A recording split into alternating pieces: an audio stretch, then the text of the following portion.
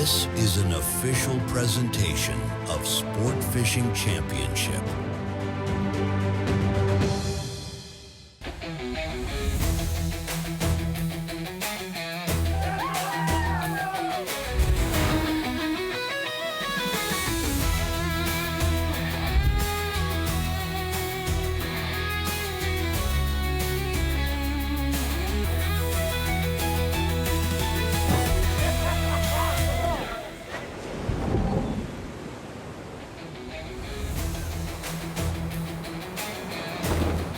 So much to bring you today, day 2 of 3 as we work our way toward the Zane Grey Championship playoffs. But first, it's the Rhode Island Offshore Invitational presented by Meet Perry. Newport, Rhode Island plays host. We've had the Bowens Wharf Fan Fest kicking off throughout the week, but these boats headed out into the Atlantic Ocean in search of marlin points. They're trying to get to that big playoff scenario in October. But the weather conditions have changed a little bit from smoother day 1, although it looks slightly rough, to a rougher day 2. But they're all jockeying for position all season long in the playoff hunt presented by Exotic. Here are the Atlantic Division standings after 4 of 6 tournaments on the schedule. Top 2 teams qualify for the Zane Grey Championship playoffs in October. This is kind of a big moving day, a big moving tournament because there's only one more Atlantic stop after tomorrow. Still a lot of opportunities for Lights Out Boston, Remix, South Carolina Outcasts. These are teams that are trying to win this event, get those max points, 3,500, and push their way towards that Zane Grey Championship playoff. Hello, everybody. I'm Robbie Floyd. This is the man with all the World Sailfish titles, 1, 2, 3, and all the millions of dollars that you've acquired throughout the years. It's already gone. It's gone. Money, the piggy bank's empty. We're seeing a lot of great fishing here. The teams always rise to the occasion, and they may end the day with 1 fish, and then they start the day with 5 fish to add on to that 1. So we're seeing a lot of good things. It's hard to get through those tunas. You got to get past the bluefin, past the yellowfin, past the big eyes, past the mahi, then you get to the whites, and hopefully the blue marlin. 450 points, baby. I didn't even get to mention your name. He's Peter Miller. And Petey, you know as a competitive fisher how hard it is sometimes when you aren't getting the bites. We saw that out of one of our teams in particular, New Jersey Seabirds yesterday. They saw a blue, didn't get it. Didn't really have squat while we were on air yesterday, but this is kind of their water. They're used to these grounds, and they were feeling good about their chances. I'd feel good about their chances as well. Yeah, you got to break it down, figure it out, and that's what they did. Let's take a look at some of our catches on day number 1, and I mentioned the New Jersey Seabirds. You will not see them in the time that we were on air yesterday. We did see some lit up fish yesterday. Oh yeah, very lit. Lots of lightedness. And some nice tunas right. I mean, there's tunas. There's a little booty shaker dance right there, and then you've got a giant marlin. You've got a 600-pounder potentially right there, just ripping up the water. Breathtaking stuff. Really rough, making things happen, getting it done, making use of those ballyhoos swinging around on the rigger right there. South Carolina Outcasts with a double for the first catches of the tournament. Sails with the first blue marlin of the tournament, as you mentioned. North Carolina Flair also with a blue marlin there. The total releases as of this point, I mean, just look at it, brought to you by No Rivals. I like seeing more blue marlin. We've only got 2, but the whites are really what we're going to be seeing. Yeah, we've got 9 yesterday. We've got 9 so far today, and we've got about 4 hours of fishing left. Yeah, there's still a lot of time. We'll be on ESPN here for the next couple of hours. They'll be fishing for 2 hours when we're off air. And if it's anything like yesterday, that's when they're going to start catching even more fish. But the weather conditions have gotten a little bit worse. We hear at times that we have, boats without their gyroscopic, stabilizers.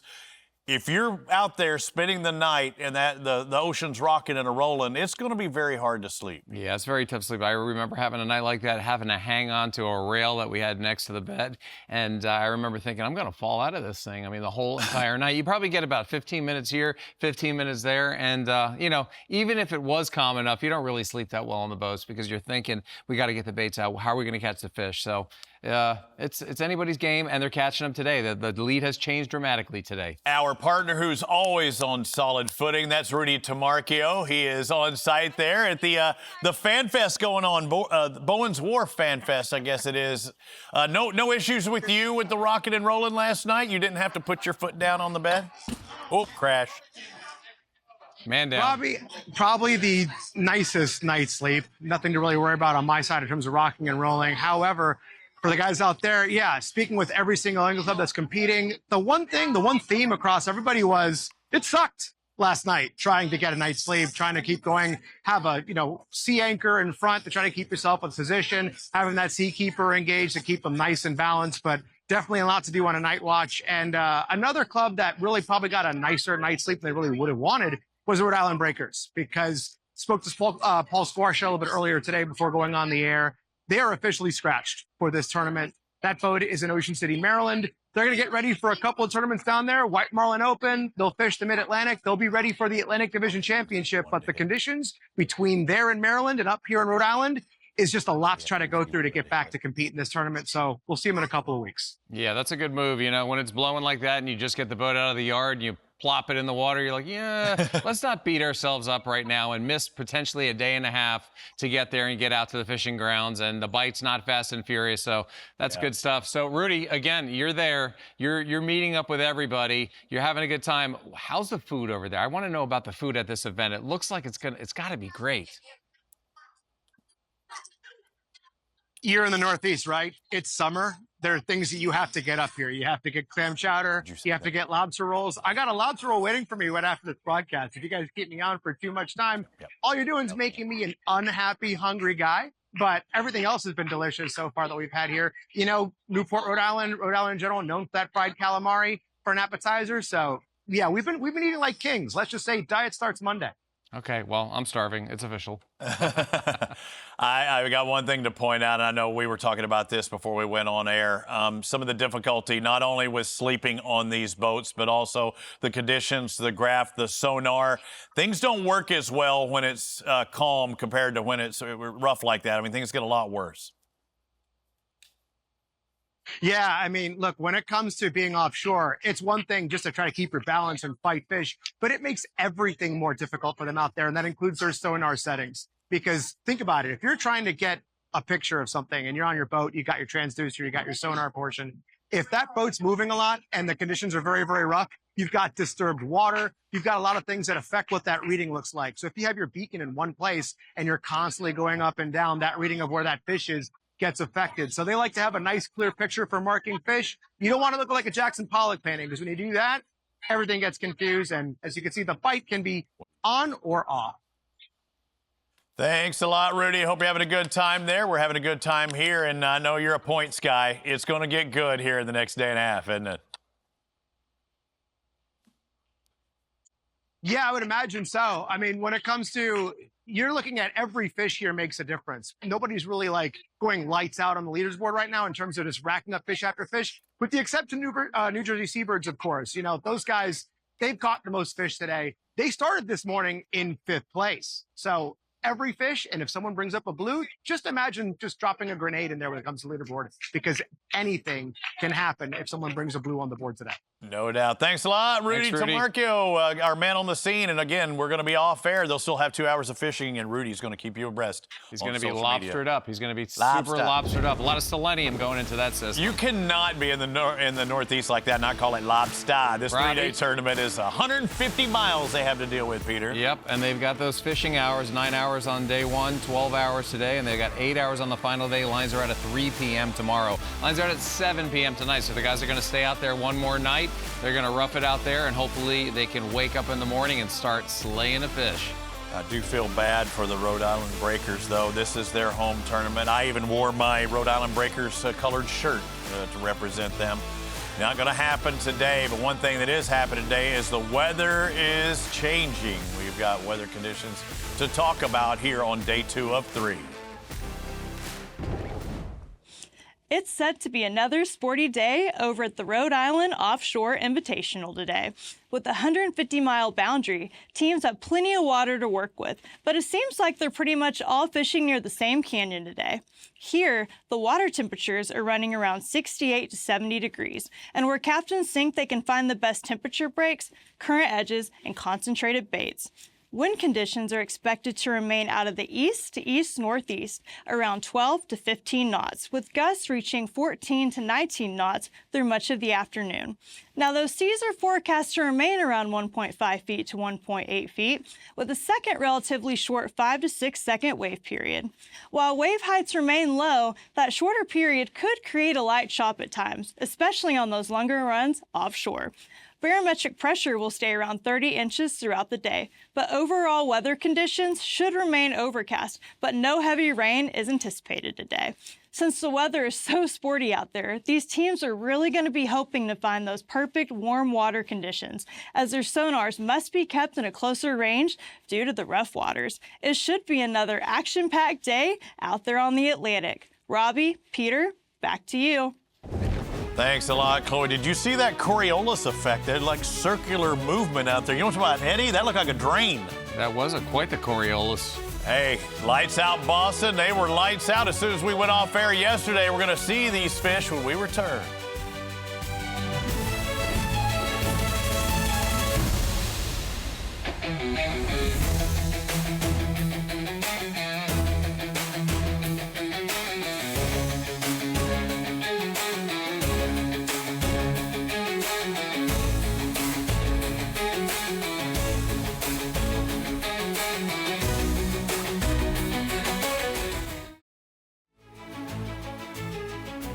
The Rhode Island Offshore Invitational is sponsored by Meet Perry, Citizen, official timing partner of SFC, the One Water Yacht Group, and by Hook, official jersey and performance apparel partner of SFC.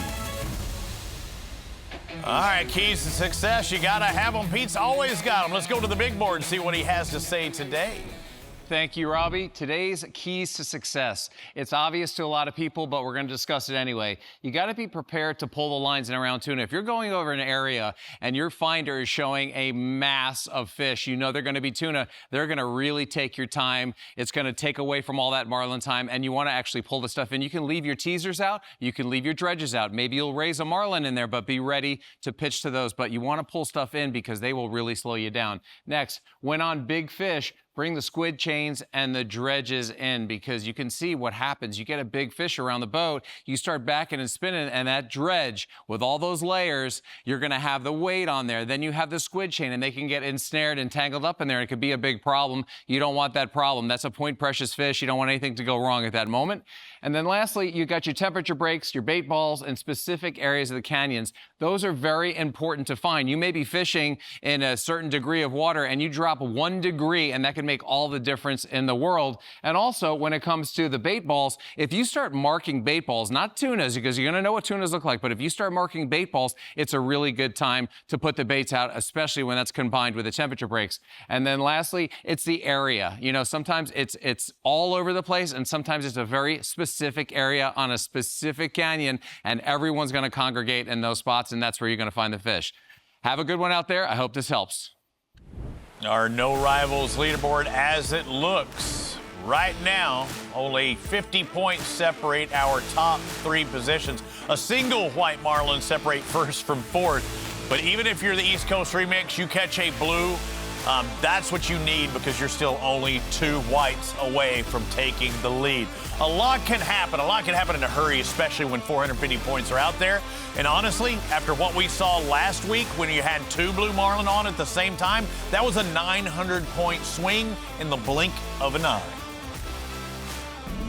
Looking at our 6 angling clubs out on the water, again, the Rhode Island Breakers not able to make it. They had to scratch for this tournament, so constantly looking live. If we have a live catch, even if we're showing you stuff that happened yesterday or earlier today, if we have a live catch, we break into it, because everything you're seeing is live here at SFC. We're Working our way through the teams. Lights out Boston. We'd mentioned as we went to break how, you know, yesterday things really weren't happening for them when we were on air. But at the 5 o'clock hour, as soon as we got done, Jackie Hayes was hooked up 19 minutes after air. That was the one they prayed for. You can't end day one without a fish. Right. It's just like a knife to the heart. You know, it's a true killer. The energy level is really rough when you pack it in for the night. You know, you don't have anything under your belt, and you go in and you're having dinner. You're just like, oh, meh. Not only is it rough, but we didn't catch one. So this fish was really important for morale and for points. It's getting them on the board, but the morale is really, really important. You got to have a good vibe when you're fishing out there in these rough conditions. You know, you can't just be an Iron Man and you know, think that everything's going to be going fine and your mood's going to be good. You need these fish to enhance, to get the serotonin levels kind of lit up. You know, let's get lit out there. Going to be an Iron Man or Iron Woman, as we're seeing Jackie. Don't call me Purple Haze. Do you think she's ever been called that before? Yes, yes, she has. Caught 16 white marlin last year, so yeah, she's really good at what she does. We've seen a lot of anglers from this team catching a lot of fish. So as you're watching her catch this fish at 5:19, you see other baits out. You're going to have that one up in the rigger right there because that's out of the way. If that line was over top of her, you know, without the rigger, it should be on top. It would be literally laying on top of her line, so you can't have that. So that's run up the rigger. They're bumping forward, and at some point, everyone's going to have to bring it in to go after her fish in reverse to get that leader. But everybody right now is functioning at a very high level. You're looking, you're watching, you're moving things, the dredges, the teasers, the other baits and the riggers. He just snapped out over there to the left side. He's got to get it out of the way. Now it's time to reel everything in. Get out of the way, they're backing up. This is Jackie's fish, and she needs that 100 points. I mentioned the 16 she caught last year. This would be her second white of this SFC season. And it's so important for this team, still trying to go back to back in as far as A-grade championship playoffs are concerned. They don't want, that's a streak they do not want to end on. They're on the outside looking in this year. And you see the GoPro is ready, the cameraman is ready, there's a cell phone ready. Everybody is ready and willing to film this fish because it's very important to ID this fish to make sure that it counts. Underwater shots are critical when those fish aren't up and jumping next to the boat on really rough days, but luckily that fish showed itself perfectly. Lights Out Boston won the first event of the season in Key West for the Atlantic, coming right up there. Got a nice little slap of the bill on the boat. 360 jump, very low splash level. On the board, let's go. Yeah, that's going to be 100 points. They are on the board, and they need to come in hot these final two events of the season. They did last year. They won the last three events of the season, so they're on the board, looking to still have a chance at this title.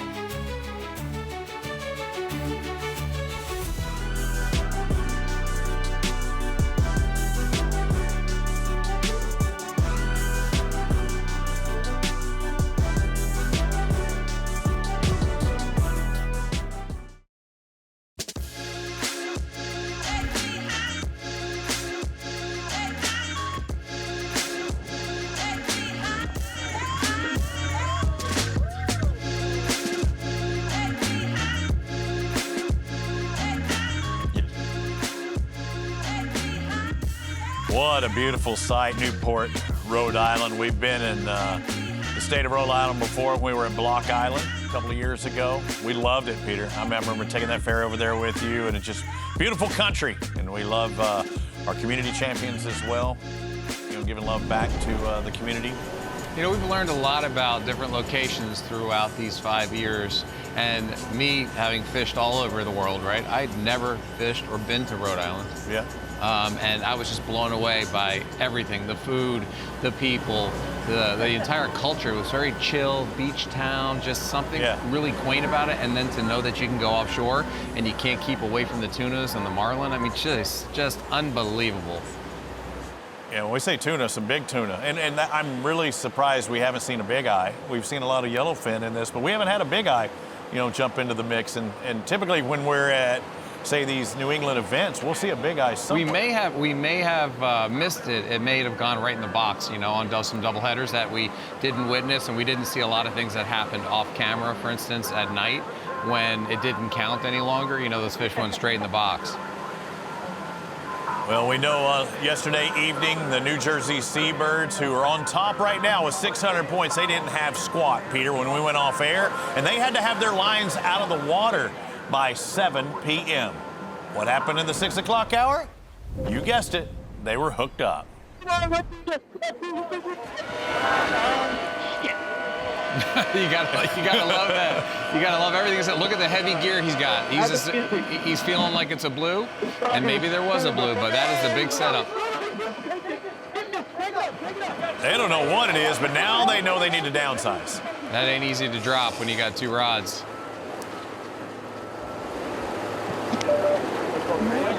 Nice thing with the dredge. You hit the button, it has an auto stop. It stops before it comes into the guides and pops off. No, Mike's got him. Mike's got him on the ding. Good job, Mike. It's a white. It's a white. Yeah, it's a white. And we talked about it, like that could have shown up and looked very much like a blue because of how rough and windy it is. When those fish kick their tails or jump and the water gets blown over by the wind, it can create a much bigger profile of wake or explosion, if you want to say, if you want to talk about it like that. And that's why they had the big setup coming. And then they downsized, and then they wound up eating the long bait, as you see there in the back, and that's about a 30-pound setup. Mike O'Connor, very accomplished angler. He's the 3rd mate on board as well. Lives in Jupiter, Florida. Already has a Grand Slam this year. Interesting thing that happens in the summer in Jupiter, the sailfish are actually mating in that area, and they are thick.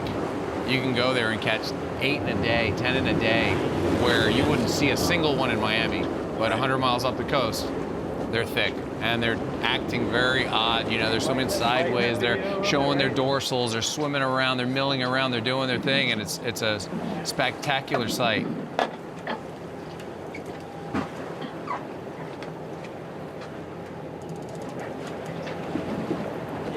Mikey's family, his dad, retired law enforcement officer, lives down the street from him. Going to keep Pops close. Here's the leader. Here's the leader. We see the Seabirds ending yesterday's. Again, you have to have lines out of the water by 7 o'clock unless you are hooked up at that time, and they can fight to completion. So this is how you want to end the day. Got it. Yep, that's that 100-pointer. That's the one they needed. What a way to end day number 1, and we know they're in the lead. And I do hear a catch alert, and it is New Jersey Seabirds. You're watching live. They're hooked up with one. Looks like they're clearing the lines of the other 2. There he is. I think they're getting tight on that fish. They're getting tight on. That fish is coming with a giant belly of line. He's got to be hauling on that reeling action. Look at him. Power reeling. Nice and tight. He's direct to the fish right now. Still another bait out, getting stowed away. Everything's coming out of the water. Look like a white Dredges, squid chains, everything's out of the way. Wow, the fish, that was a nice launch, huh? You didn't think it was going to go that far, did you? Long and skinny. Well, I just saw that belly that you saw too, and he was reeling as fast. He's still doing it. That thing's coming at him. Oh, yeah. That fish is racing at the boat. I mean, And then when you come tight, and the boat bumps in gear, you know, sometimes you want to back off the drag because it can go from coming right at you, going away, but that fish wants to come in the boat. It wants to say hello to the birds up close and personal. You saw that got line. that teaser hanging, that ballyhoo hanging. This is where that communication with the captain's so important too. I mean, he knows that he needs to keep that line taut, and there's only so much you can do. And the captain knows which angler does what the best. Some guys are just, you don't have to say a single word, and other times you'll have someone newer on the team say, hey, you know, I need you to do this, this, this, or that, but they don't need to speak. Yeah, here you go. We got a bird flying down trying to get whatever those fish are feeding on. Sometimes you're out there and they have a bait called a rain bait. It's like a glass minnow, and they have giant, it looks like the surface is raining, and the tunas would be coming up and just inhaling them, and the marlin would go through them as well. That's birthday boy, Jared Birch, with another one on. And every 100 points just trying to separate themselves from the rest of the field. I think we even said it on the side, too. All 3 of us said it. Able to hear what they're saying to each other. You can see where it bit the middle of the bait, and then Our cameraman Finch.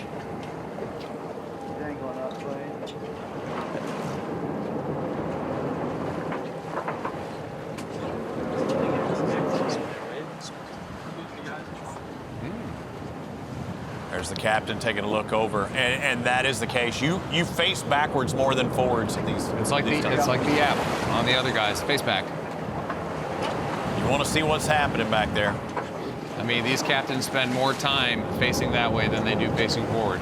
Hey, do you notice the weather is kind of calmed down? When we were on air on YouTube about an hour ago, it sure seemed like it was a little rougher than it is right now. Well, you can see the wind blowing. I mean, they're in reverse, and they're still getting the wind behind. You see his hood, their hood's blowing. And as we spoke to Mike King last night on the way in, he was talking about a knot and a half of current. And then other areas were calmer, and then other areas were nasty because it was a certain tide with the wind coming over top of it. They had a tide with the wind going with it, so it was much calmer. This might be the case for these guys right now. Well, supposedly the Seabirds and Lights Out had both moved closer to Mike King in the South Florida sale, so they're maybe in some of that fishier water from yesterday, and it paid off. Now it's just a game of what? I got to do it better than my buddy, right? If we're all sharing this water, I just got to be better than you. Yeah, these guys are competing no matter what at everything they do. Yeah. Even charter captains at the docks. I mean, to come home with 5 flags to beat the guy next to you just on a fun day of fishing, you want to win every single day. Competition is what it's all about, and perfection and getting better and better is what it's all about, and that's what these teams do. When you have a well-oiled machine like all of our teams, I mean, you just know that they're striving for excellence and they're always improving. Just when you think they couldn't do anything better, they do it better because they learned a new trick or something different that made them that much better. Do you see how the reversal of fortunes can happen, though? I mean, yesterday, not a thing for New Jersey Seabirds until the last 20 minutes of competition. We saw South Florida Sails with a blue marlin and a white marlin. We have not seen anything out of the South Florida Sails since 3:50 yesterday afternoon. And if the birds were to get this fish, if everything comes together like it should, you know, they'd have 7 white marlin under their belts. I mean, that is nothing to sneeze at. That's a lot of fish. You see Sails and Flair, they have a blue marlin each. So basically they have a blue marlin and 1 white. So they have 2 fish. These guys are going to win their 7th fish. We saw this out of other teams in years past. Some of those lower point paying fish, if you catch enough of them, they will add up. I promise you, and you can take that title.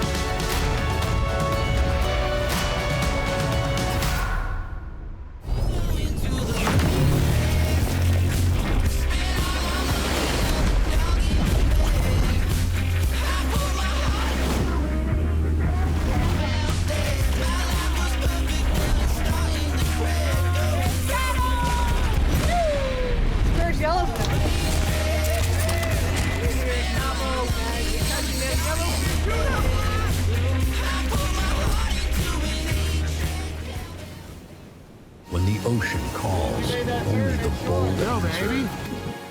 Out here, it's not about cameras, contracts, or crowds. It's about the fight. When the battle begins, you need a boat that's as relentless as you are. Nice work, Bill. Jill Paglia, boat number 1, executive decision, day 1. HCB Yachts, the ultimate sport fishing experience. We deliver the dream. These waters provide for our communities, for our families, for our fish and shrimp and oysters, for nature. Let us then protect them. For all of us, for generations.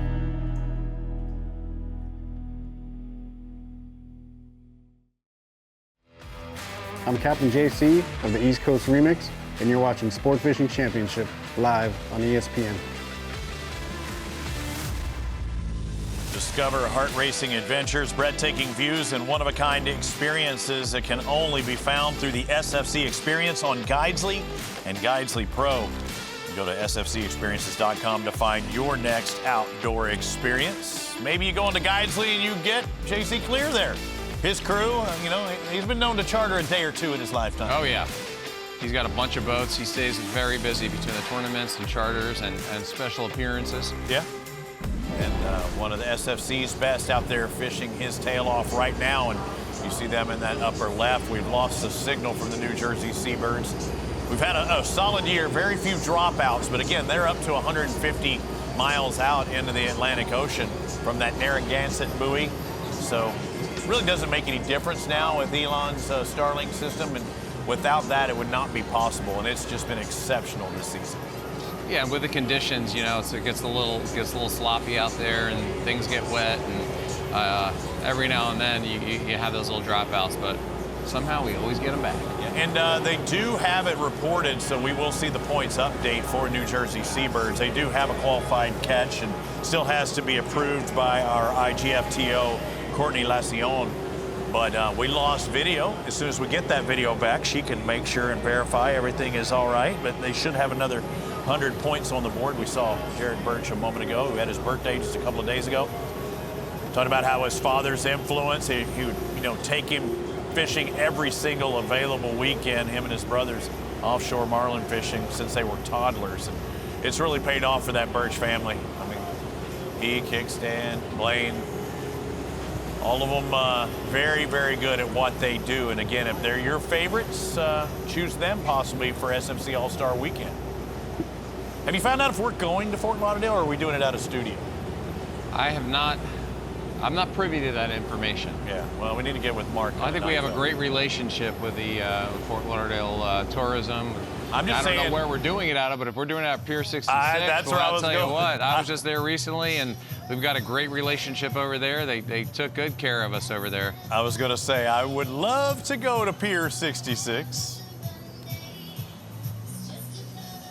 Well, when we were watching the New Jersey Seabirds before that live catch a moment ago, I mentioned how at 6:41 they only had 20 minutes before it would be lines out. What happens, Peter, when you get hooked up before 7 o'clock, but you're fighting till after 7 o'clock? That was the case for Lights Out Boston. Their recorded catch is 7:02, so this is getting it done at the last second. Yeah, nothing matters if you get that fish before the 7 o'clock lines out. It's all about just getting it to the boat at that point. You can fight it for hours if you'd like. But luckily, they didn't need to. They got it before lines out, and you see the 7:02 p.m. release. You got Kyle Paparelli. He's got his, look at that, 6:59. See, it's hooked up. That was a nice show for the camera there. Wow. And we saw a family picture. Lovely. So that is good. That's something to point out, too, because they have to qualify this catch. Cameraman he's got the time code on his camera. They've got it on the GoPros. They've got it on the cell phones. They've got it everywhere, duplicate and triplicate and quadruplicate. I never even said that word. I like that. And then when it gets this close to time, too, you know, you're darn skippy that they're going to say, hey, we did it before, you know, the top of the hour. So good job there, and thank you for showing us that, because we usually see the release times but don't see the hookup times. So he did it in less than a minute. I mean, a minute left in the program, and I'm hooked up. Yeah, he's been winding for a little bit. I think it was probably prior to the 6:59 or 6:58 we just saw. He was winding for quite a bit. But yeah, so definitely a quick thing here. He's got his rod cush on, you know, laid down a little bit. And it does look a little calmer. And when we go back to that 6 box, or 7 box, if you will, it's calmer.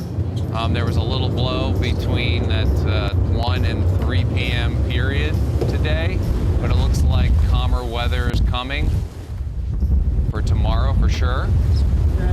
Less gusty, lighter winds, but still, you know, sporty. Kyle had 7 white marlin last year, trying to get the second white for the team on this first day to end the day. And you and I, and we see a boat in the background, but we always say if you can get that last fish of the day and then start the next morning with a fish, it is such a confidence booster. And as tight as the points are right now, this was big. We know today they already have a fish in the 2 o'clock hour. Ray Rocher with that catch. That's how they got their 300 points. Now, we talk about Jackie's fish, you know, that 515. That was really, really important for morale. This one was just absolutely butter for morale. I mean, this buttered everybody up, makes everybody smile. Lit fish banging off the transom there. Quick release. That little value head left over there. A little circle hook. And it gets you looking forward to 7 a.m., right? Yeah. Thank you, sir. K-Pap with another release. Way to finish, guys. Way to finish. The mayor shaking hands with everybody. Got Ross Nason. Rusty. Hello, Governor. Seabirds. I see the picture is back, and now it's gone. I saw it for a second. Going in and out. They're peeping. They're going to try and re-rack, restack, and see what happened with that catch a moment ago with Jared Birch. We know he was hooked up, and they did record it. Let's see what our IGFTO gets to see. Our instant replay brought to you by One Water Yacht Group. This is the completion of this catch.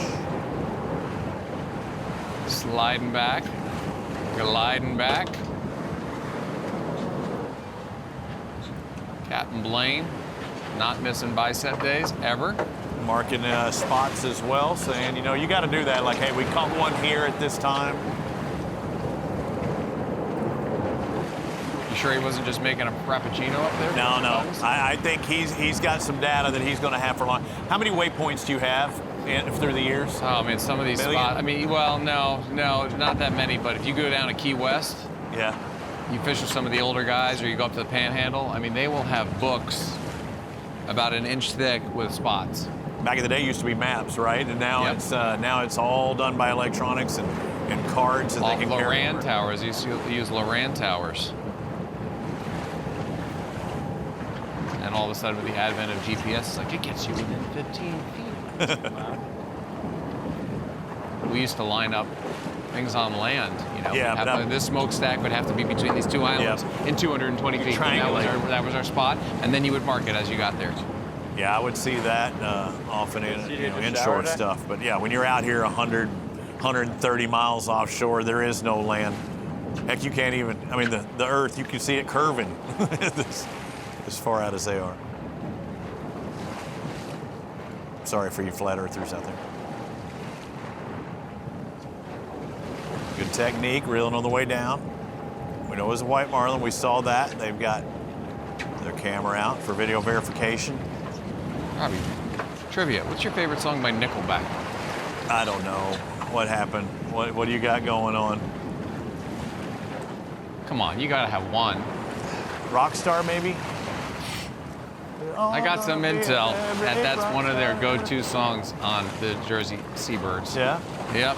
And I'm told that song was cranking on the fish pit. Rockstar was? Yeah. Y'all wanna be, right? Yeah, big rockstar. I mean, that's kind of the only one that's really kind of. They say skinny because they just won't eat, right? Is that the one? I can't do that. These fish are eating. Oh, they're eating. We're definitely eating. You see a boat in the background there? Yeah. Probably one of our competitive boats, I would think. Very quiet on the boat. Nobody yelling, nobody screaming. They know he's got to do his work. Everybody else is probably getting things ready for the next deployment. As soon as that leader is touched, as soon as it's shot with a camera, baits will be deployed. The squid chains will fall back. The dredges will go back. The baits will be going out. Everything will happen within about 10 seconds. So as I mentioned earlier, the Seabirds and Lights Out, it moved closer to where Mike King and the South Florida Sails were. And the Sails and the Outcast were near each other yesterday for its entirety. But according to JC Clear of the East Coast Remix, everyone is fishing the same canyon today.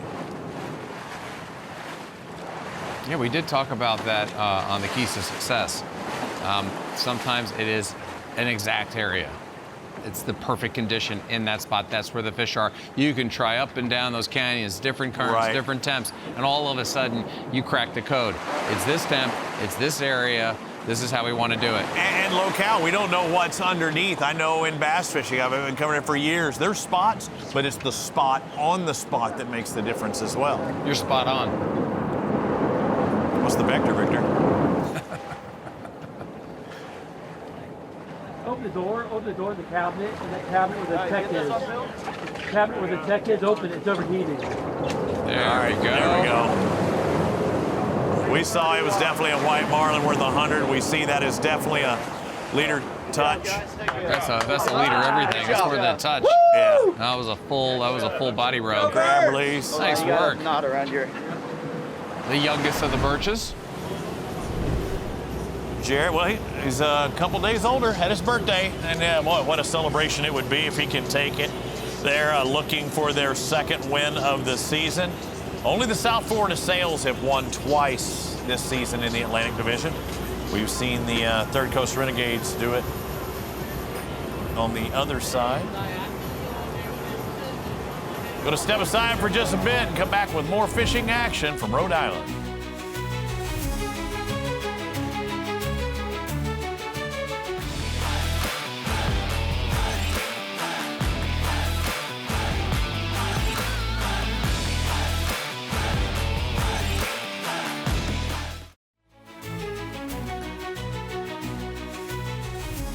The Rhode Island Offshore Invitational is sponsored by Guidesley, by No Rivals, the Billfish Conservation Project, and by Exotic Outdoors.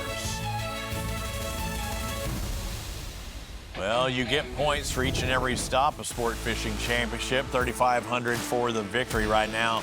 New Jersey Seabirds would be on top taking that position, but work your way down.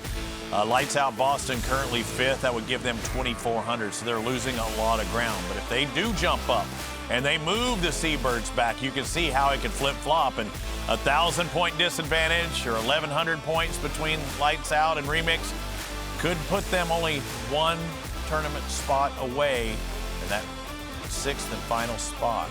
Let's take a look at the tournament standings as they sit if they were to finish where they are right now. They're walking away with it a little bit. The consistency out of the Gulf, well, this is first the Gulf. I'll say the consistency out of the Third Coast Renegades running away with it, and that battles for second place as well. So Blues, Lone Stars, we'll see them in 3 weeks' time trying to move their way up. But again, the difference between first and second, only 500 points, so Lone Stars can make it up in one event. Now the Atlantic side, things are looking a little different, and this is where they pull away, but they will only have one more tournament. You're not going to make up 2,100 points. Lights Out Boston, Outcast, Remix, you need to have something right now happen. These are the projected standings as they would move going toward that Zangray Championship playoff. Exotic Outdoors, that hunt for the playoffs continues. We're almost done with it here on the Atlantic. We've got about 3 hours of fishing on this second day of 3. They'll be going back at it again tomorrow morning. We got a catch alert, Robbie. Look at that interruption by the flare. No, please do. Look at that. We haven't seen anything out of the flare since this morning and the first catch of the day, but they are hooked up with something. They've got a blue and a white under their belts thus far, and we're hoping that this is a billfish. This is their chance, too.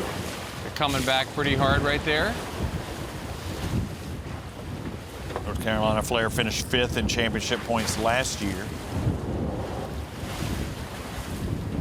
Getting that belly out of the water as they wind. Yeah. Coming off their best finish of the season last week in Cape Cod, they finished 4th. Currently in that tie for second place right now.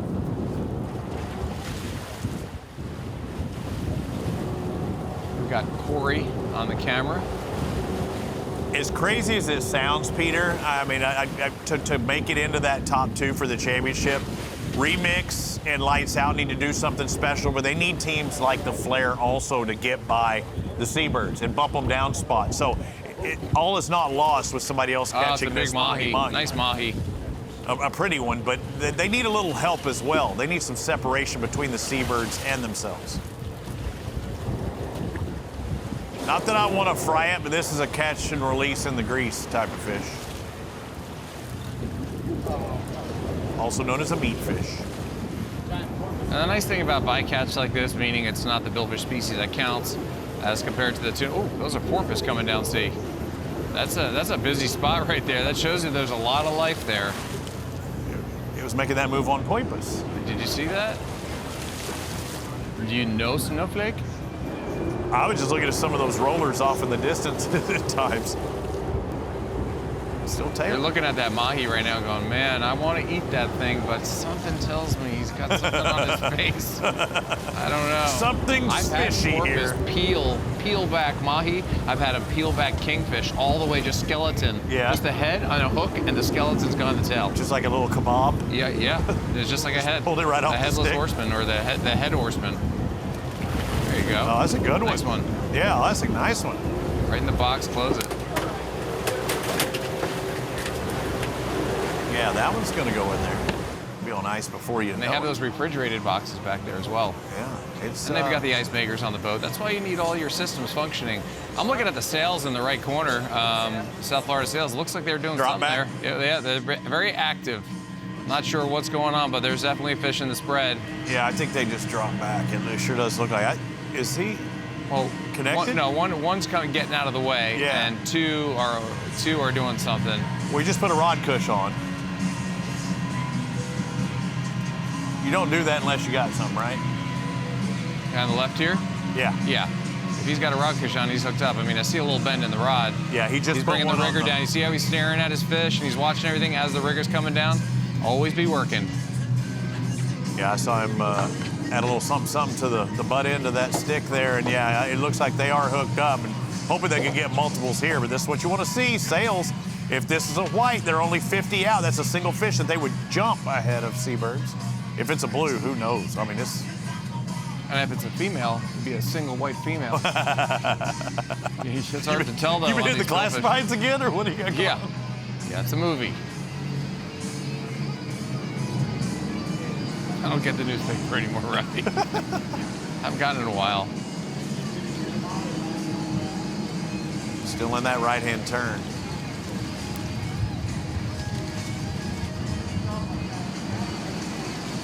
And they're still looking for additional catches too, Peter.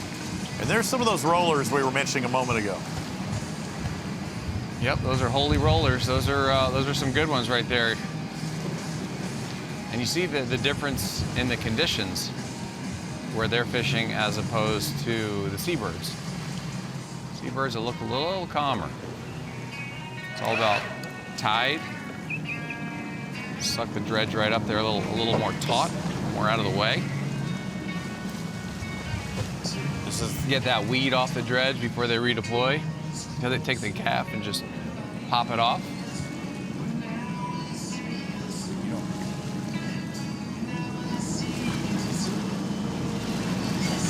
trying to catch an additional fish that would move them even closer to the seabirds. If it's a white marlin, you get 100 points added to that 550. And that's why you see multiple lines in the water trying to get that double. And then they would literally, in one little pass here, move ahead of the New Jersey seabirds.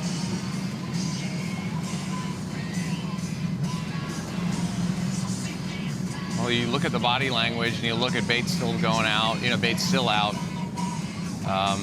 You would think that if it was a tuna, people would just, get the baits out of the way and, redeploy after the fish was caught. The fact that, he's still holding along in the left long rigger, finger on the trigger, in free spool, ready for it to snap out and do a little nice smooth drop back. Now it's in the launcher. That way you're not handcuffed. A lot of times if you're holding the rod and the fish goes to the other side and you're sitting there holding the rod ready to drop, you're handcuffed, right? So you can have it in the launcher right there. Move the stuff out of the way. Get ready for battle. Squid chain getting sucked up into the rigger. Get that out of the way. Cleaning up. Freshening up a bit. Something we haven't seen out of the South Florida sales since Mark McDevitt caught, that final fish at 3:49 yesterday. Seen no activity from them. That doesn't mean they haven't seen them. That doesn't mean they haven't missed them. We just know that something's hooked up right now, and they've got to do something because it's been basically 24 hours since they've had a qualified catch. And again, a boat in the background. They're all fishing that same clumposaurus. We might be seeing the reverse of that shot we saw just a moment ago from the seabirds.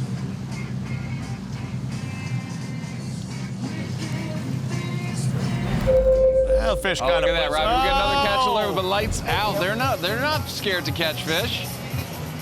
They know what's up. Who do we have there? Is that Casey? I'm not really. I think it is Casey.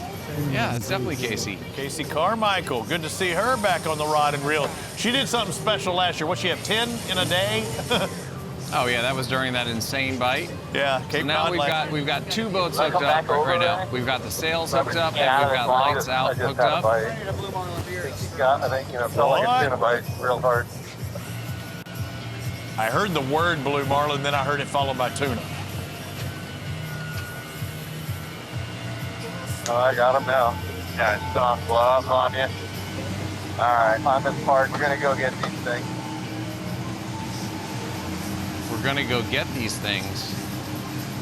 That means, because you don't get a tuna, you don't go get a tuna. No. So that tells me they spotted something good is happening. So they marked fish, and they're gonna try and keep that moving. But yeah, she's reeling in on something pretty quick here. 2 of them are reeling. On the right, Casey with that was 10 white marlin last year in Cape Cod. We just don't know if this is a billfish or not, but they definitely spotted billfish, or what they believe billfish, on the graph. Said, we're gonna go get these things. When 10 clicks up. I mean, you don't want to catch tuna at this point, Peter, but if you're around the tuna and they do mark marlin, they just need to lock. It might be mahi. The way they're winding, it might be mahi. Yeah, pretty quick, yeah, right? They're pretty casual about everything. Could be a triple header mahi. Got the leader there on the right side. But this could be the bait fish for what they were that was a looking mahi. to chase. Popped him off. Same here. He's getting the wraps off. He's just getting the wraps off his hand, shaking it off. And now yep. Now we've got the Casey's leaders up as well. Yeah, those were the other white meat. That does not count. No billfish for them, but we are hooked up here in the Atlantic Division. Glad to hook you up as well.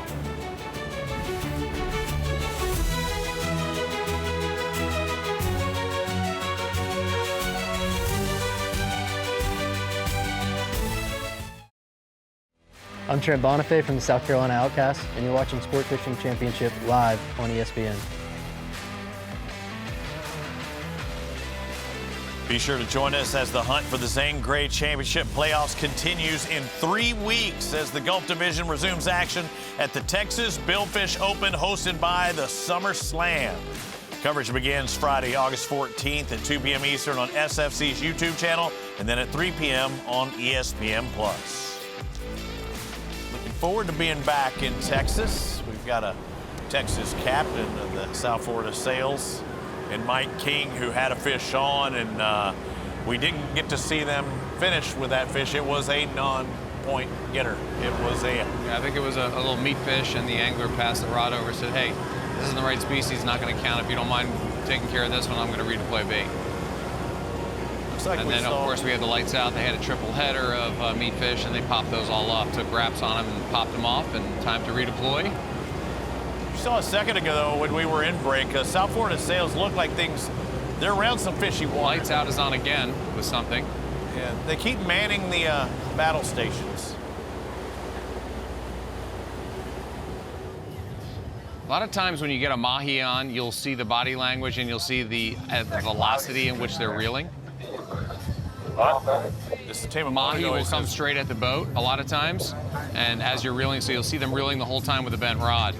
The marlin will make moves and they'll go hard left, hard right. You know, they'll go down. The mahi have a tendency to come towards the boat. and then they'll peel out. But Really if hope you see a you're lot of wrong, right? reeling, This is the team who we heard just a moment ago when they did have those mahi saying, we're going to go get them. Feels kicking. Feels the tail kicking. Yeah, he's winding a little too hard on this for it to be anything good.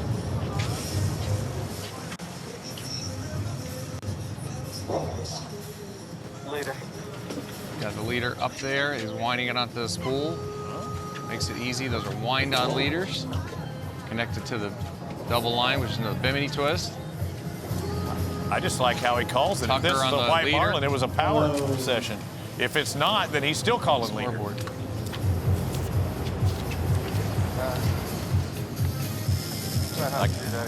So even on a meat fish, you would still call leader like that? Yeah, because you need someone to grab it, because you can't grab. I mean, you can grab the leader if nobody else can help you, but you say leader, that means, hey, come here, grab it, because the mate is back to it. Yeah. I still think the only way to get rid of them is to kill them. To fish like the pros, you got to dress like the pros. Hook, the official jersey and performance apparel partner of SFC. Looking good out there with their respective gear, and you can wear what they wear as well. Whether it be the hats from No Rivals, the Hook clothing there.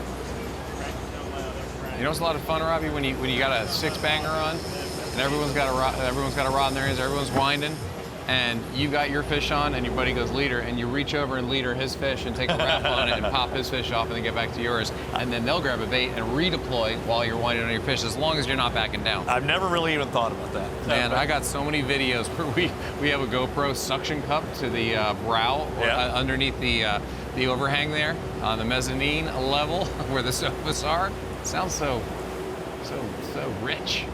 Look how close it is. I mean, the points are at the bottom of the screen. 5th place is a single fish from 1st place. You get $450 for a blue marlin. That would give them $750. 1st, 2nd, 3rd, and 4th are literally just seconds away. The possibilities are endless.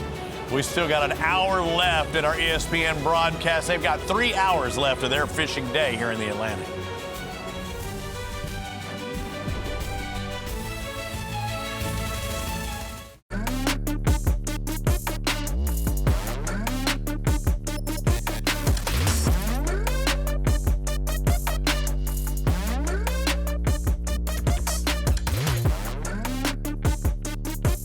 What a day it's been. What a day it's still yet to be.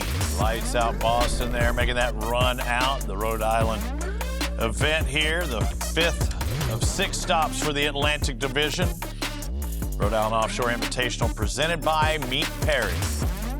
I love that look of that boat making that run out there with a 360 camera. They're looking for the billfish. We're going to deliver them to you here in the next hour. Robbie Floyd, Peter Miller here back in our SFC studios. This is the day that you got to make it happen. And as tight as the field is right now, it is crazy how things can happen in a hurry. We saw a double blue marlin catch last week.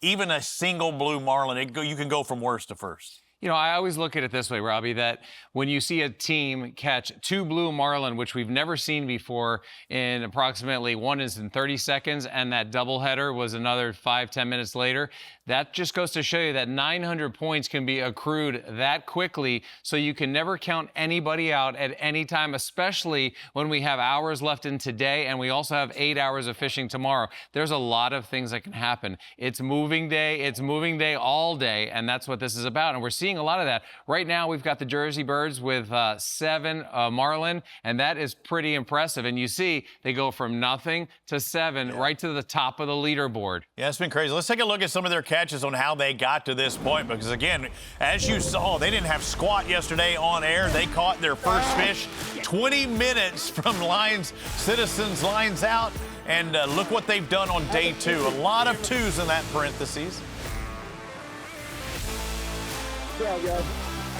Again, that was as the day ended. You want to finish well, you want to pick up where you left off. I don't care about the seas being a little rougher, as long as I'm catching billfish. Oh yeah, it could be as rough as you can stand. As long as you're catching, the mood's good, it's elevated. Mike O'Connor, Stephen Birch, Mike Ninney, Jay Brower, Jarrett Birch, all with catches in these first 2 days. And they did have a blue marlin that came up on day 1 into the spread that did not eat. Sure, that would have sure been nice. That would have given them a handsome lead. You know, the team that's looking for that blue marlin right now, East Coast Remix, still looking for their first qualified catch. If they do catch it, it really changes things. As we look at our no rivals leaderboard, no catch from East Coast Remix. But again, you throw a 450 up there, they're back in the mix again. I know we talk about the possibilities, but just look at how tight this field is. And it's not a tight field with no catches. They are catching them. I mean, almost 20 catches so far. Yeah, and Remix could get into them. I mean, they could get into a 6-banger, or they get a couple of double headers, triple headers, you know, and they're right back in it. You know, you can hope for that blue marlin, but until then, start knocking out the white marlin if you can get into the white marlin grounds and where they're feeding. We saw the East Coast Remix with a victory last year in Charleston. We're a little bit north of that. As soon as we made this north swing, remember when we were in Ocean City and Cape Cod and New Jersey for the Mid-Atlantic? Those were all lights out Boston events. They won all of them.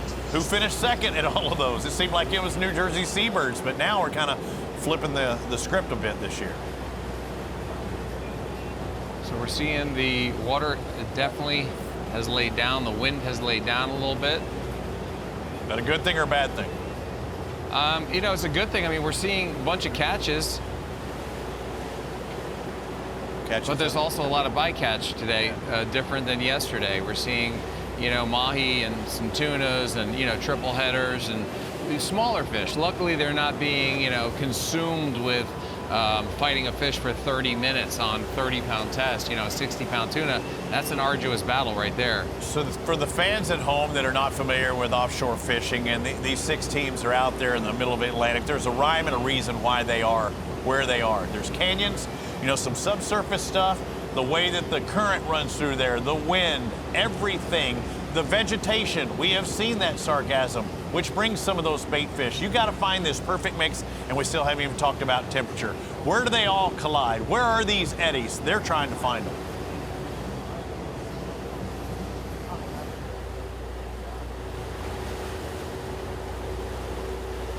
North Carolina flare, not with much today, a single catch, but this morning in the 7 o'clock hour, again, they can have their lines in the water at 7 a.m. and at 7:50, David Dressler was hooked up.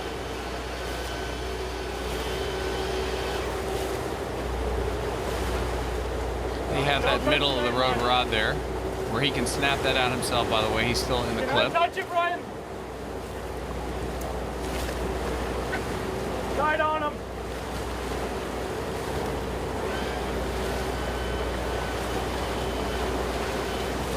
Pull it down. Getting that teaser out of the way.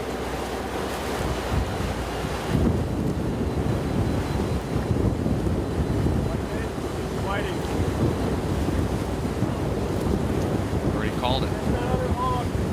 Another one. They're wearing a different version of the headset. They got a white headset, not completely over ear. It's like an inner ear deal. And I thought I saw that out of them or another team yesterday, but it was the same team that I heard yelling. I'll tell you what I like about this. When you put the over ear on, yes, it's good for hearing the audio, but it also muffles the sound when no one's talking on that particular ear.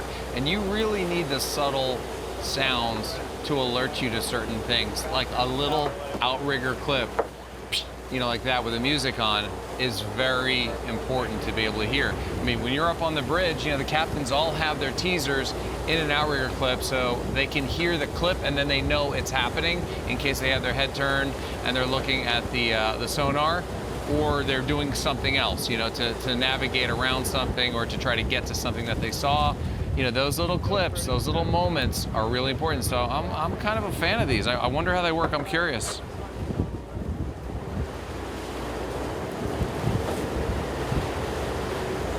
You see something like that in the aviation industry now too. Instead of wearing the big ear cups and the muffs, they have one that's very similar to that. You're seeing that white marlin that he identified.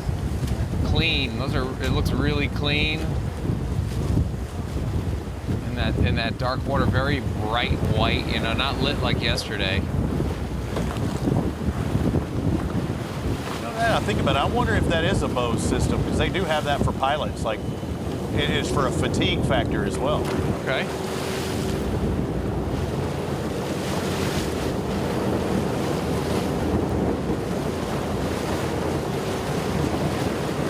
This would be a 100.7 7:50 a.m. That's a nice way. It's a nice way to start the day. Yeah, that was the second fish first caught. blood, right? Second fish caught total this morning.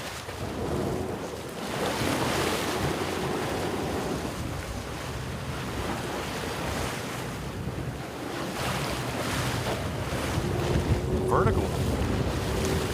That's what we talked about earlier when we saw this. We thought if we just came right to this clip, we could go, maybe it's a tuna straight up and down. Right. But we know it's a white. They sink down, they go sideways, they put their big pecs out, and then they come up. And then you got a belly, and the fish comes right at you, and you got to wind, you got to bump forward, and hopefully get the leader right there. And bingo, 100. Good job, guys. Great work. Good job, gentlemen.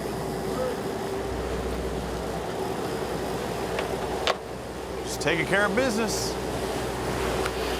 Well, I was inside making coffee and then felt the boat slow down. I heard the dredges coming up and figured there must be some action out here, so ran outside, helped them out. Dave already had one hooked up. Therm was starting to clear rods. We left a couple rods out, so we get to see if we can get a double. Didn't happen, so we backed down to that one, released it. Off to a good start. Had me a cup of coffee, and next thing I knew, I was catching billfish. Man, worst feeling in the world, man, when you're down there in the head and you got your bibs down, you got everything down, you're finally, getting comfortable. And then the boat spins and the motor stops. What are we hugging out up here on the Seabirds? They're always hugging it out. Did they catch something in a blink of an eye? A lot of good energy. Nope, it's just straight good energy. It's love time. It's like spreading the love. I mean, you saw the group hug earlier. Maybe it's the top of the hour kind of deal, and they're just a little late. I don't know. They're loving what they're seeing right now. They're hoping that Citizen Lines Out has them on top on day 2. See next to them in the upper left, East Coast Remix. They're just trying to change things up a bit. Hope they get at least one white marlin before the day's over.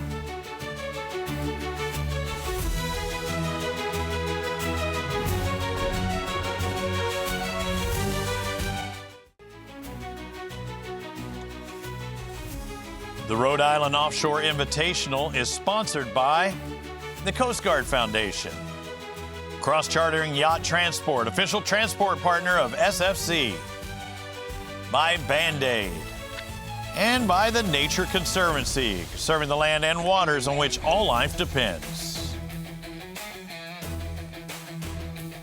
Solid day here on day 2, but this is a week-long adventure for these teams when they show up into town. And we got to catch up with a very special guest here in Newport, Rhode Island. Hi, I'm Charlie Holder, Mayor of the City of Newport here in Rhode Island. Happy to welcome SFC Fishing Tournament into Newport this weekend. Hope you get a chance to come down and check it out because it's going to be a great time. Newport is just a great city overall. The culture, the people that are here. Hospitality has been the backbone of the city of Newport. Whether it's restaurants, hotels, inns, bed and breakfasts, it's all about inviting people, being welcoming. So all the visitors that do come in, whether you're coming in by boat, coming in on a cruise ship, or just driving through town for the day, we want to make you feel welcome. We want you to see what we have to offer, which is just so much. I think it's going to be great to have the Rhode Island Breakers have their home base here in Newport. It's just going to add to our diversity of different sports backgrounds that we have. We have the Tennis Hall of Fame. We have the Sailing Hall of Fame and Museum. We have one of the oldest sports, the oldest baseball park in the country. We're lucky enough to be here in the summer. A lot of people, it's always buzzing in the summertime. For those who haven't been here before, can you tell us about what people want to come out and see? Yeah, first and foremost, you got to go around the Ocean Drive and Cliff Walk. It's just, the natural beauty is spectacular. Where the land meets the sea is one of the best vistas you'll ever see on the Atlantic coast. And then you got to get into town. You got to see the culture. You got to meet the people. One of the areas is this here, down here, Broadway. So many cool little shops, cool little restaurants that that are off the downtown path. But I tell you what, once you get in here, you have a taste of some of our local food. You meet some of the local people. You're never gonna want to leave.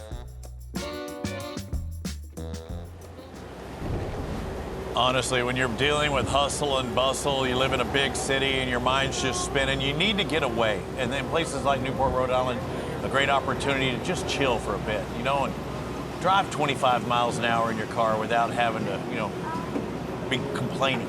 You know, it's just so chill and so relaxed as we're looking at our 6 angling clubs out on the water. Robbie, how many professional sports teams are reigning from Rhode Island? Rain? That rain, yeah. That are the hail from Rhode Island? Yeah. I don't know. Handful, 5? 3. Can you name them? Well, I'll give you the Rhode Island Breakers right there. We've got it. There's one. Yeah, you're talking about the old baseball stadium. Yeah, think about it. I mean, this is one of the original 13, right? Rhode Island. Well, we have South Carolina Outcast who caught the first catches of day 1, and they had a good start in the 11 o'clock hour here on day number 2. At 11:01, Stephen Lackey was hooked up with a white marlin. We saw Stephen with about 24 hours earlier with the first catch of the tournament. High moisture content there. Everything just looks a little damp. Yeah, he was trying to back it up, Terry, trying to get that dredge. Whatever. Everything cleared. Get it. I'll say that the term would be that they are going to suck it in. Yeah. Let's suck up the dredge. Let's suck up the squid chain. Let's bring it up. Wasn't it part of your program? It's like get things cleared out. There's a perfect example of that. Yeah, there's no reason to have the dredge and the teaser on that side right there. You know, you can maybe keep it out for a little longer, but when you get in that turn, you might have to make some quick moves if the fish comes jumping at you, and then before you know it, you're backing down. So a lot of times, once you commit, you know, to a fish, you're going to bring everything in tight, suck it up. And here we go, a little time jump here in the fight. Backing up on this fish, trying to get that leader. It's a precious 100 points, as we know. There you go. Taking wraps. There you go. That would be their 4th fish of the tournament. 4th white marlin of the tournament. There's the wraps, qualified catch. They've got it on camera. We've seen it all. Bobby. You know what? Didn't take long for them to get hooked up again. 11:39, they were back at it. Stephen, let Trey Kimmerlin in on the fun. This is the 5th of their 5 fish. That's what give them 5 100-point fish, puts them in 4th place right now. Team that won the first ever event of Sport Fishing Championship as far as the angling club side of things. That's Trey. T-Ray. Serving this one up on a tray. Sometimes a platter. Not the poo-poo platter, but the white marlin platter.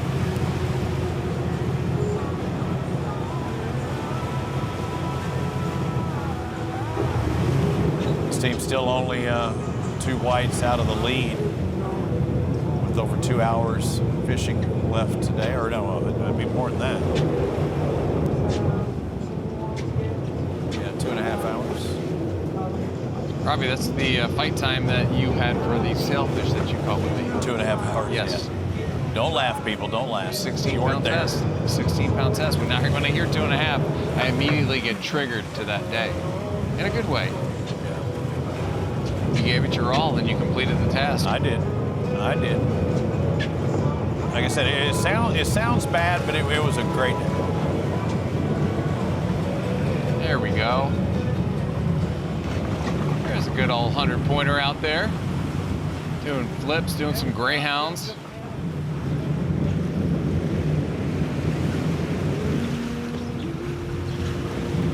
A little Eddie money.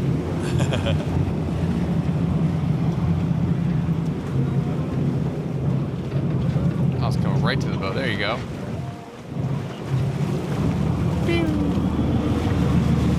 Austin Dillon, one of the team owners. There we go, Bobby. There we go. Come on, Cat. Good job. Outcast typically led by Stuart Lackey. Got one more. Keep picking away at him.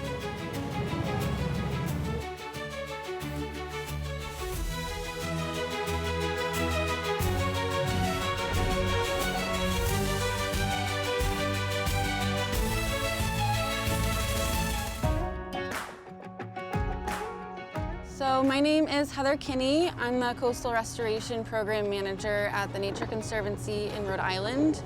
The Nature Conservancy is one of the largest nonprofit conservation organizations in the world. So right now we are headed out from Safe Harbor Cove Haven Marina in Barrington to our first site at Connecticut Point to do our very first beach seine of the day using our 130-foot net.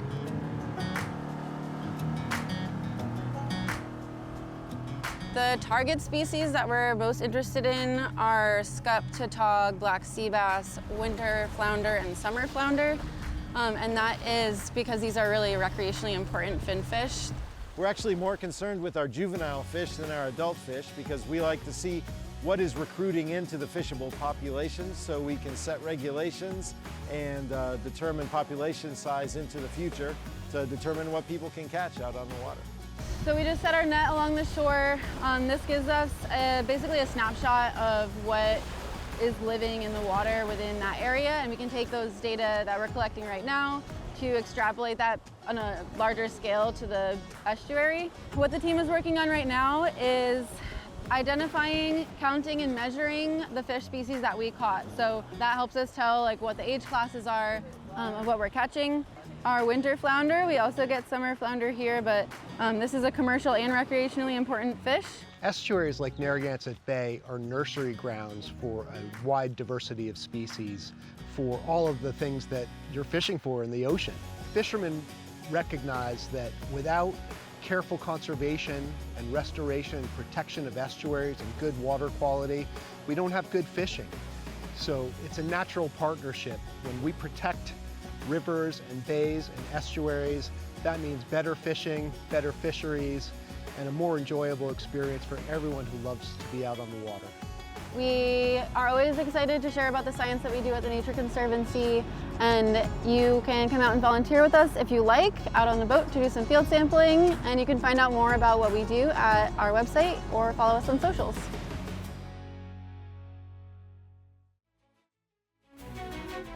Sangre Championship playoffs will return to Cabo, and there's no better place to host it than at Corazon Cabo Resort and Spa.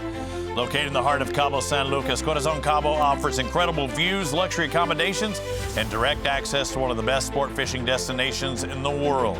Travel packages begin rolling out this July, so start planning now and join us for an unforgettable championship experience in Cabo. You know how to get there.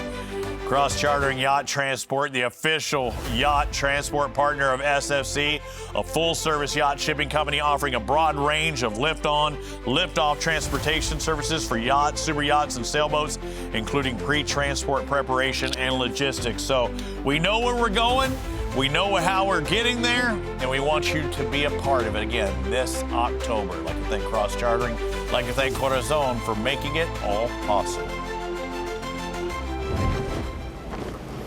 Back to the action live out in the Atlantic. Again, they can move up to 150 miles from the Narragansett buoy.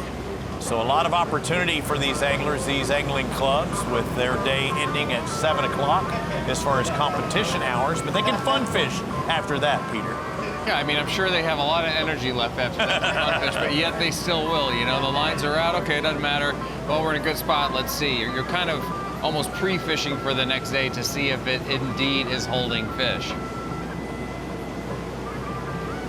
Everybody's at attention, and the conditions seem to have calmed down. Looks like the sun's coming out a little in some of those shots. Seeing points for all of our teams down at the bottom there. Seabird, Sails, Flare, Outcast, Lights Out, but a blank for Remix. That does not mean that they haven't seen fish. It does not mean they haven't missed fish. It does mean they do not have a qualified catch. Let's take a look at some of the stuff that didn't go right for them.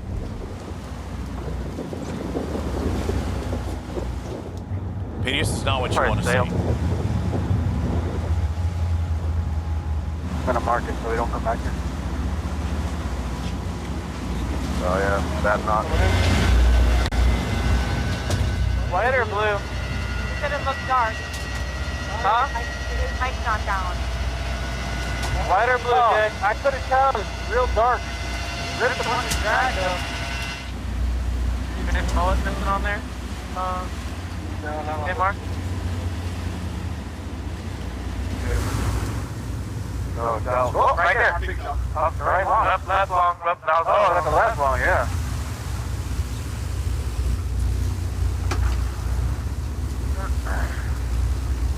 See what it was? Oil.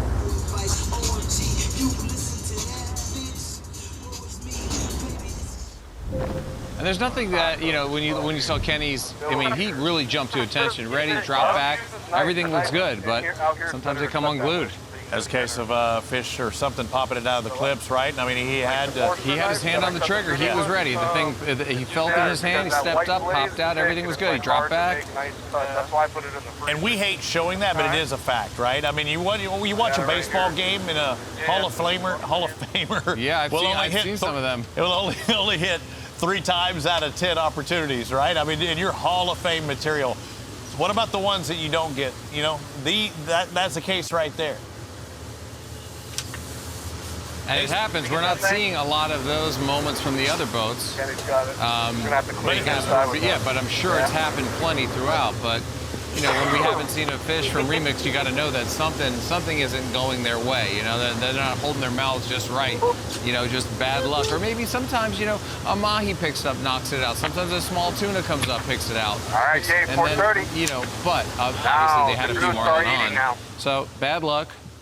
Maybe it'll change. There's still plenty of time. Well, we heard our leader, Seabird, say how they had an opportunity at a blue marlin possibly. They're leading right now, but they didn't get that one. But all of these teams are hoping that a blue just jumps up in any given second.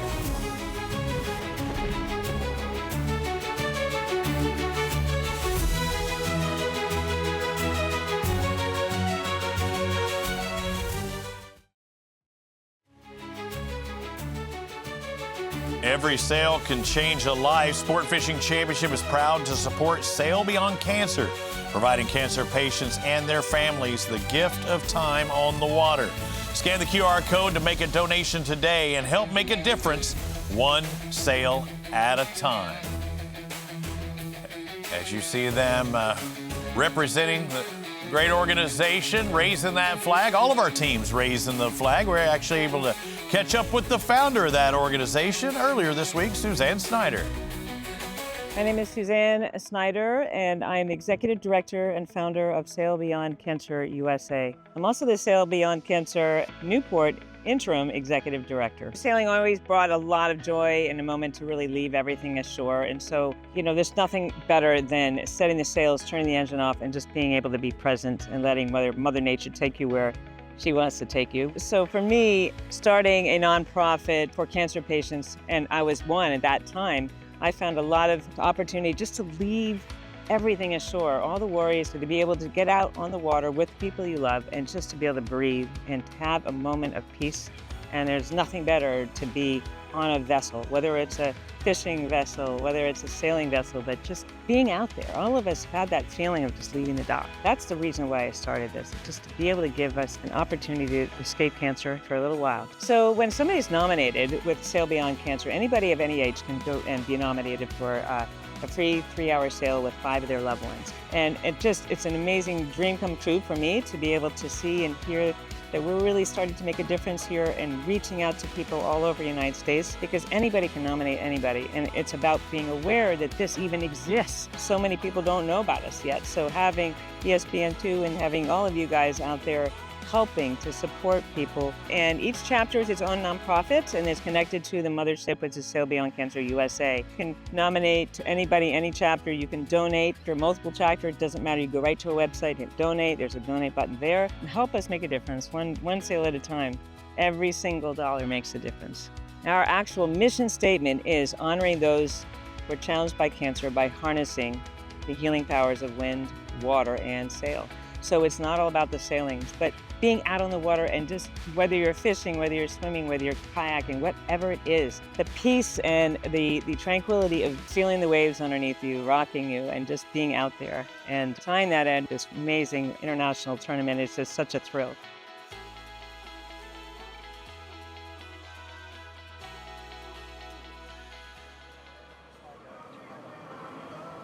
What a great organization, Peter. Again, one of our many community champions, giving back to the community. It's awesome. And each one of these boats, I mentioned it before, is representing by waving that flag proudly. Yeah, anytime you can help like that, and just, you know how it heals, being out on the water. It's miraculous what it can do for the soul, and they're doing some great work there. So that QR code, donations, they go to a great cause, as you can tell, and highly recommend it. Yeah, the Seabirds, they're repping it. Maybe that's a good luck charm for today. They've been pretty solid on this second day, just a lone billfish on day one, right at the waning hours of the end of the first day of competition. Citizen lines out. They've still got till 7 o'clock today. But looking back at earlier today at the 1 o'clock hour, that's when things really started to fire up. In about a 30-minute spread, they would catch twice as many fish as they had up to this point. Yeah, that's going to be one. Mike O'Connor there? Yep.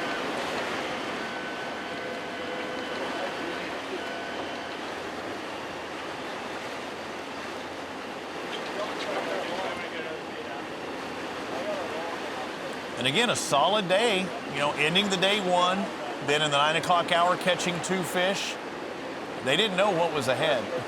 This was going to be a flirt. You still see the squid chain out. It's moving towards the boat. Whoop, there it is. Whoop. Did he say whoop before that? I think he said whoop.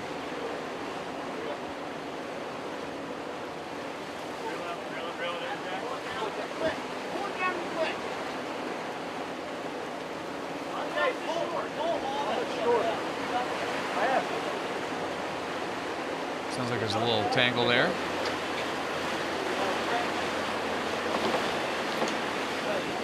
Way more overcast midday today.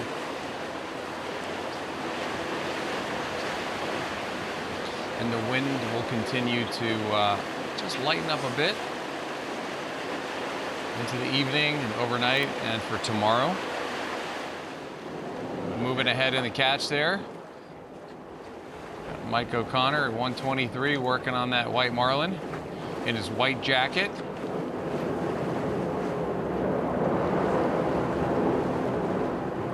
I always admire the white bibs and the white jackets, Rob. I'm all about that white, right? Right. But if you go overboard, you don't want to be wearing white in the rough seas because you can't be found. So you want to wear the brighter colors, the reds, the oranges, the yellows. Well, and you look so fresh and so clean, too. Right.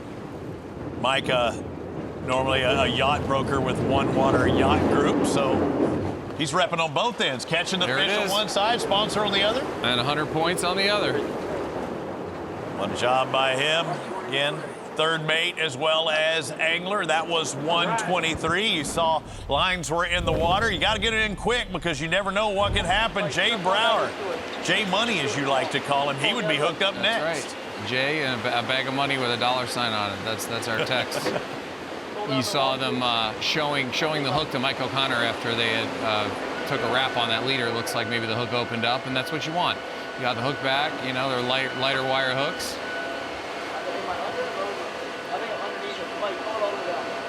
You saw that big marlin yesterday chafe off on the South Florida sails at the very end when they took a final wrap on it. That fish was large and in charge. Big female. Mike estimated it to be, over 5, close to 6, probably even more, but that was a beast of a fish. Jay's used to big fish. Remember him, Jay what was it, last year at Oak Bluffs? He caught, I think, 3 big eye tuna over 200 pounds. Oh, yeah, he was just nonstop. Had a good conversation with him over in Cabo. What's crazy, Peter, and we haven't talked about it today, is this team, they're all professionals away from this profession. This is what they do for fun. But, I mean, look at Jay, for instance, he's a chief financial officer, corporate trust business at Bank of New York. So every one of these guys, as soon as they're done fishing, they're on the laptops working. We've seen it every stop. And the nice combination is pretty, like you're talking about, is on every team. You got the guys that have succeeded at work and they're a little older and they're well-heeled and they can do this, right? And then you got the younger guys who say, you know what, I want to do this for my entire life. I want to fish tournaments. I want to work on sport fish boats. I want to travel around the world. And so you have that great combo. and they have great relationships on the boat. There's a lot of respect for all, and they have a great chemistry on this team. A lot of positivity, a lot of energy, and a lot of white marlin. Thomas with their media, always giving us the scoop. He said that Jay's one of the guys like to pour one out for the homies, for all the fishermen past. He does it at all the stops, like a superstition type of thing.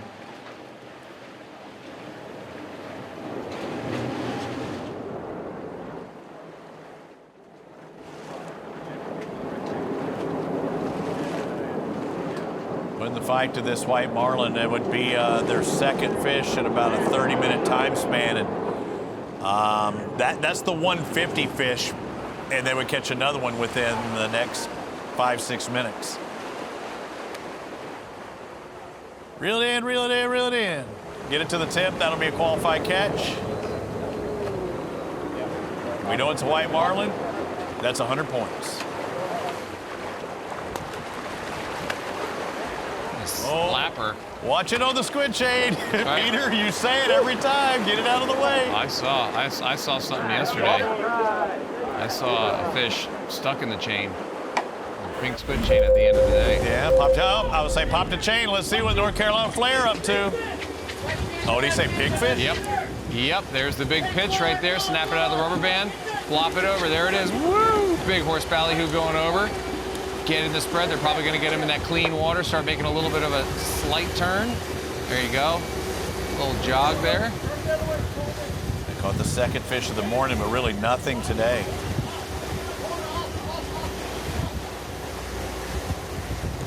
Got to bring it up. Got to bring it up. The fish is closer to the boat, next to that squid chain, flopping in the water there to the left. Trying to lay next to it, parallel. Another rod for backup, going a little bit longer. You never know when they're going to appear, and sometimes they disappear. They're hoping. But you can't give up hope. You can't give up hope. It was definitely a blue. It was a blue. I told you, Robbie. People are screaming for the blues, and they're quiet with the whites. They're happy to get the hundo, but it's not violent like a blue marlin coming up and kicking their tails and swatting at the teaser. One of our two teams that have caught a blue marlin in this tournament, South Florida Sales being the other. But yeah, when you're seeing multiple lines out there as well. Now that we know what happened last week, you're hoping you do get multiple blues. This is big. They go from third to first if this is a blue marlin and they catch it. Got the big reel up there. Lots of line on those pools. Still no take. Get ready. Nope. He's dropping back, locked it back up. He's in the lock position right there. Come on, baby. Got the thumb on the spool ready to drop in the foreground here.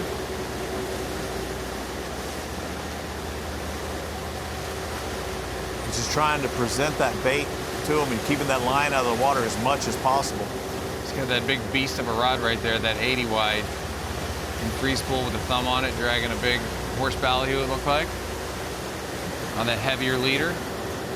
And then they got one long, maybe a 70 setup, or maybe a 50, but it's back there. And of course now it's calm enough to be able to work the deucer and to be able to, see if the fish is still within range, right? Or do they need to make a U-turn and go back because the fish faded off?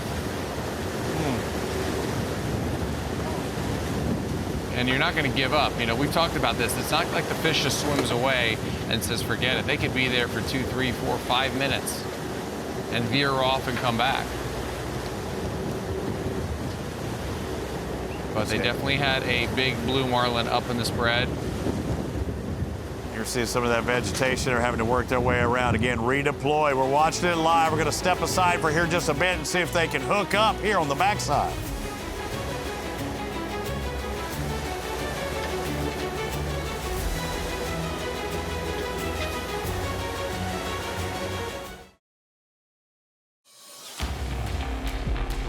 Fans vote now through August 30th to select the rosters who will represent the Atlantic and Gulf divisions at SFC All-Star Weekend presented by No Rivals in Fort Lauderdale, Florida, October 29th and 30th.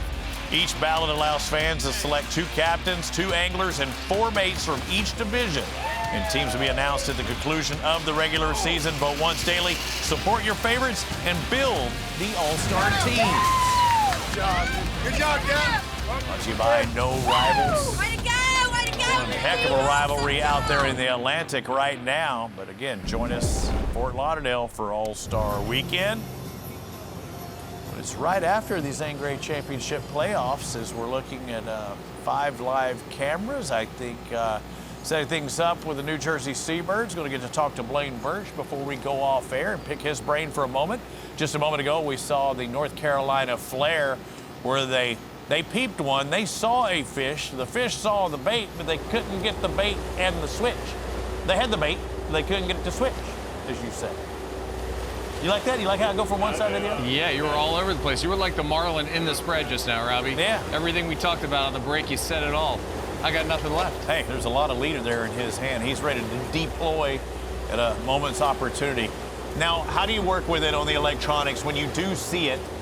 You just try and keep him on the screen for as long as you can. And Yeah, you're trying to locate it, and you can see where they're going and which direction they're swimming. Are you going farther away from them? Do you need to go right, left? Do you need to make a U-turn and go back and represent the baits? You got to represent. Yeah, represent. Now, so that fish will be up at the top. We had heard, what was it, Justin Drummond, you know, one of those first years when he would talk about being able to see fish on the graph. And he said, whenever I make that pass, if they went down, they're really not takers, right? Well, he was saying that he'll deal with it to about 150, 200 feet deep. But once they sink below the 200 feet depth, they give up on them. But some of these guys will follow a fish for an hour.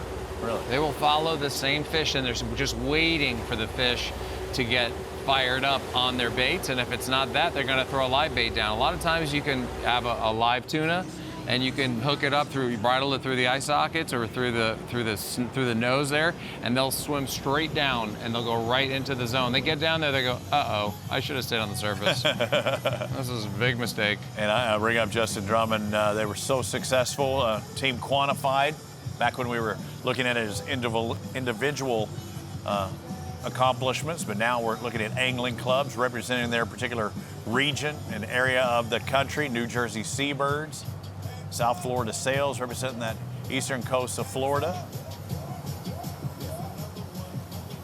When we went away, we were talking about, the New Jersey Seabirds with their success going at 150 and 156. What about just after that, 219 with Lights Out Boston? Ray Rocher, your buddy Ray was hooked up with a white marlin. Again, every 100-point counts. This could be a fish that could get them near the top.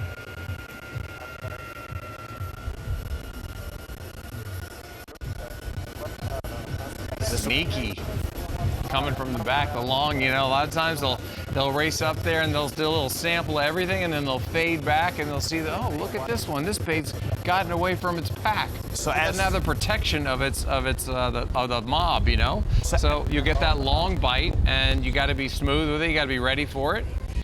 So as they present the baits, this is the one that was on the outside and the furthest distance from the boat. It would be the longs. They got 2 longs and 2 shorts, and then they have their pitch baits in case something else comes up into the spread.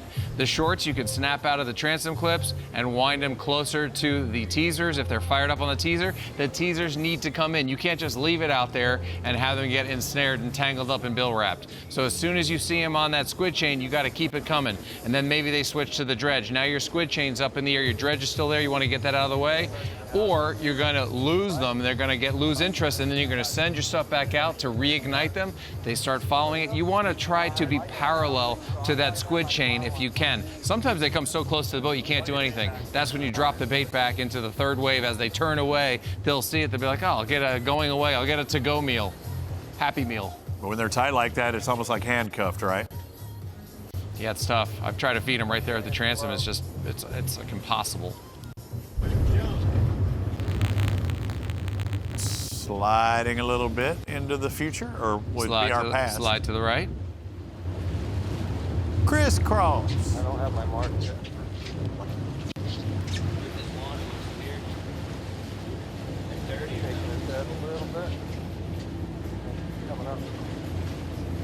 Again, even though they're in 5th, this puts them in position where one fish can put them in 1st. 450 points. You always want to look for the highest point paying fish, and everybody inside that has a chance of leapfrogging. And that's all the way to the last second of the tournament. There's got to be a lot of weed on the line or something. That's what I was thinking. There we go, baby. Perfect. So we are seeing some sargassum today. All that, vegetation is just floating out there. We've seen a variety of fish, more mahi-mahi than anything, and that's what they love, hanging around. Nice one. Yeah, there's see a little nice... pink skirt there on the top of that ballyhoo. All you see is a pink skirt and a circle hook. Maybe that was the special sauce that could have been. A little saucy. Nice size one. We got a jumper. Way to go, share. Way to go, lights out. Guess I'm just a little bit closer again. Every 100 points closer to our leaders, which would be New Jersey Seabirds. Ethan Regal's team looking strong, and we will talk to the captain. We'll talk to Blaine Birch when we return on the other side of the break.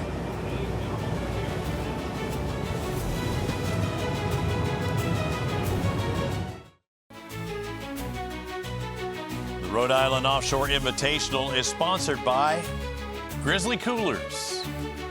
Corazon Cabo Resort and Spa, official host resort of the Zane Great Championship playoffs. Sail Beyond Cancer. And by Coastal Bridge Advisors.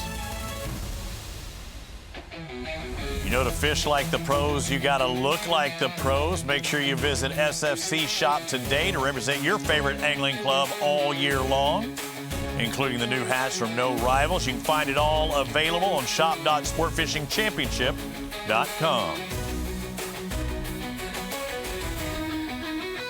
Welcome back inside our studio. Before we get off air, we will have an interview here in just a moment with Blaine Birch, but it's coming down to the wire. Fish are being caught on this second day. They still have hours in the day to fish, and make sure that you follow on sportfishingchampionship.com. Rudy Tamarchio doing all our social media.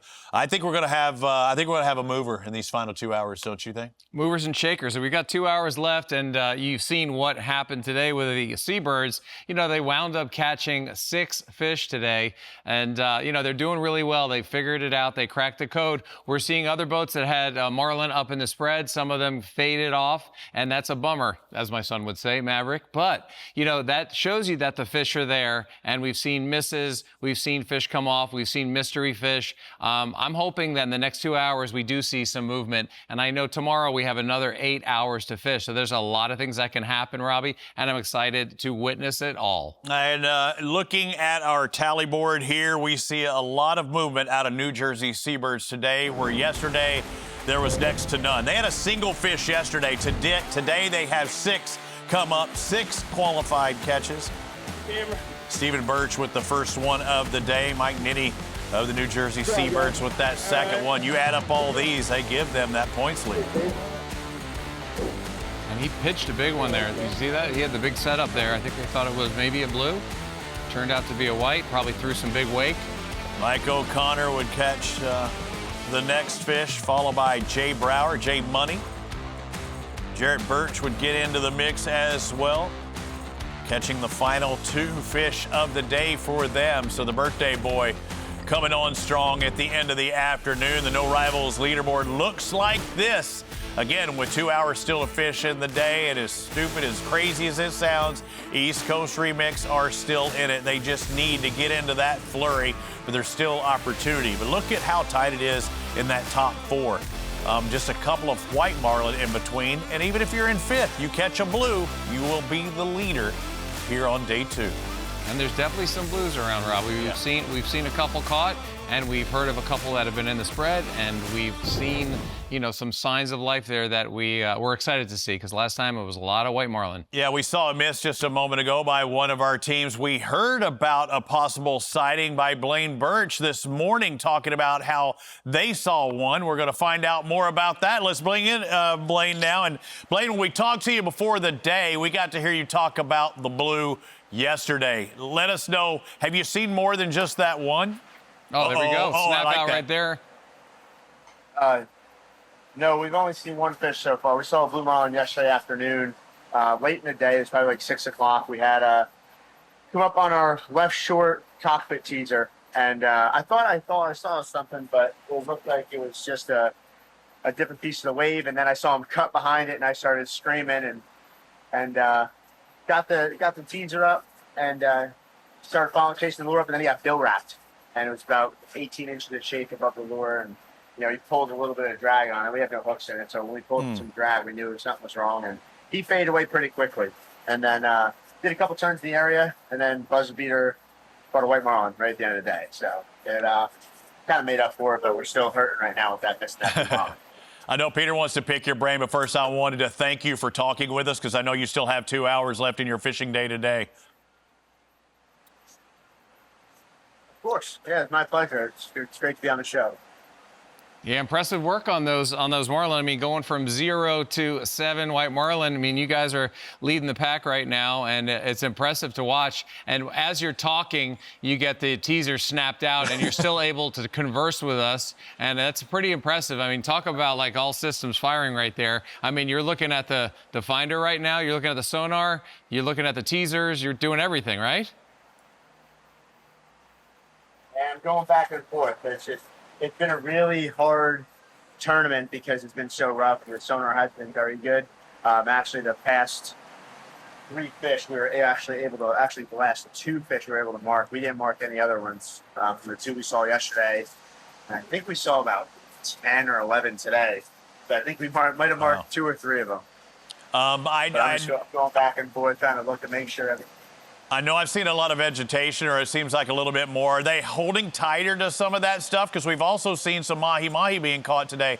Are they holding tighter to that line, or is it more of a temperature thing, or what do you think they're relating to? They're staying with the tunas. Once you start seeing the birds kind of congregate on the surface, and you kind of see them with their heads in the water, and you can kind of see when you look out into the distance, you can see all the birds kind of wheeling around. And sometimes they get their heads in the water. And once we get over to them, we kind of see where we have you can see the marks on the screen. We kind of reel the long riggers in, and we kind of just teaser fish around them. And we've been getting the teaser bites coming in, teaser bites and flat lines. So I've just been looking for the birds and the tunas, and that's where the white marlin's been hanging out. How far, Blaine, do you get those marlin marks from the tuna schools when you see them on the sonar? Are they kind of skirting it out like a shadow line on a bridge for snook, or is it right in the middle of them? It's kind of hard to tell. They both mark the same. Sometimes I can only tell if there's a pack of them. The pack of tunas are kind of jumbled together, and then there's a white marlin or something like that hanging out in the outskirts. So I just go for the single one on the outside, and we went for the single one on the outside a couple times, and we were lucky enough to get a bite. Hey, brother, we appreciate it. Again, I know you're trying for that second victory. You took the title in Charleston, kind of ran away with that one. And I don't know why you've had these slow starts, but when you start going, it's hard to stop the New Jersey Seabirds. Congratulations on a tremendous day number 2. Nice work. Nice work. Thank you. Appreciate it. Yeah, Blaine Birch, the captain of that vessel. We'll get to see him again tomorrow. The final thoughts. It's good to pick his brain and see it. And again, he's only seen 1 blue marlin. Didn't get that, yet somehow he's still on top. You know, when we talked about the keys to success, and I talked about going through those tuna schools and bringing in the baits and having just the dredges and the teasers, then you can pitch to something that comes up as opposed to wasting your time with those tunas. But it's also something we talked about last week where we said, bet you those marlin are skirting the outsides of these tuna schools. So you got to be prepared and you got to be quick with it at all times. And that's what they're doing. I mean, we're talking to him and the teaser gets popped out of his clip right on camera, and he's still able to talk to us, look back at the transducer, look back at the sonar, be looking at the teasers, waiting for that bite. And I was really hoping we were going to see one right there. That would have been super special. But they're doing great, and we love to see it. And we're excited to see a little bit more, a couple more hours of fishing. And then we've got 8 hours tomorrow. So about 10 hours left of fishing. And I believe we're going to see some great work out of these great teams. Hey, I really, really appreciate what Blaine did, all of our captain, all of the crew for talking with us. We try and bring it to you live. We're doing it each and every stop.